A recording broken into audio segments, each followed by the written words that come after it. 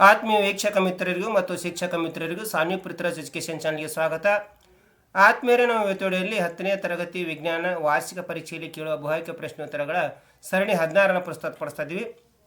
ಈ ವಿಡಿಯೋದಲ್ಲಿ ರಸಾಯನಶಾಸ್ತ್ರ ವಿಭಾಗಕ್ಕೆ ಸಂಬಂಧಪಟ್ಟ ಹಾಗೆ ಧಾತುಗಳ ಆವರ್ತನ ವರ್ಗೀಕರಣ ಅಧ್ಯಾಯದ ಪ್ರಮುಖ ಬಹುಆಯ್ಕೆ ಪ್ರಶ್ನೆಗಳನ್ನು ಈ ವಿಡಿಯೋದಲ್ಲಿ ಇವೆ.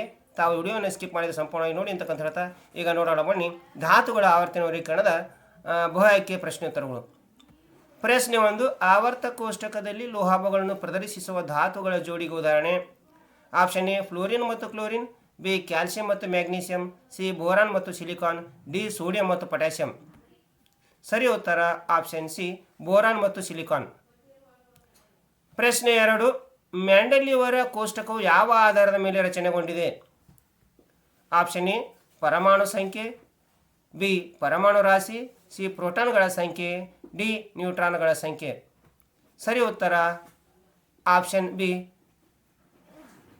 ಪರಮಾಣು ರಾಶಿ.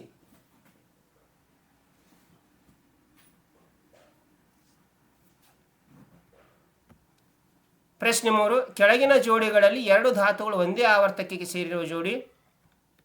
Option A chlorine bromine, option B calcium chlorine, option C sodium calcium, option D sodium chlorine. ಸರಿ ಉತ್ತರ ಆಪ್ಷನ್ ಡಿ ಸೋಡಿಯಂ ಮತ್ತು ಕ್ಲೋರಿನ್. ಪ್ರಶ್ನೆ 4. ಪರಮಾಣು ಸಂಖ್ಯೆ 18 ಹೊಂದಿರುವ ಧಾತು ಸೇರಿರುವ ಆವರ್ತ ಮತ್ತು ಗುಂಪು. ಆಪ್ಷನ್ ಎ 3ನೇ ಆವರ್ತ 18ನೇ ಗುಂಪು, ಬಿ 3ನೇ ಆವರ್ತ 8ನೇ ಗುಂಪು, ಸಿ 2ನೇ ಆವರ್ತ 18ನೇ ಗುಂಪು, ಡಿ 2ನೇ ಆವರ್ತ 8ನೇ ಗುಂಪು. ಸರಿ ಉತ್ತರ ಆಪ್ಷನ್ ಎ 3ನೇ ಆವರ್ತ 18ನೇ ಗುಂಪು. ಪ್ರಶ್ನೆ 5. ಎಕ್ಸ್ ಎಂಬ ಧಾತು ಆವರ್ತ ಕೋಷ್ಟಕದ 13ನೇ ಗುಂಪಿನಲ್ಲಿ ಆದರೆ ಅದರ ಆಕ್ಸಿಡೇಷನ್ ಸೂತ್ರ. Option A X2O3, option B XO, option C XO2, option D X3O2.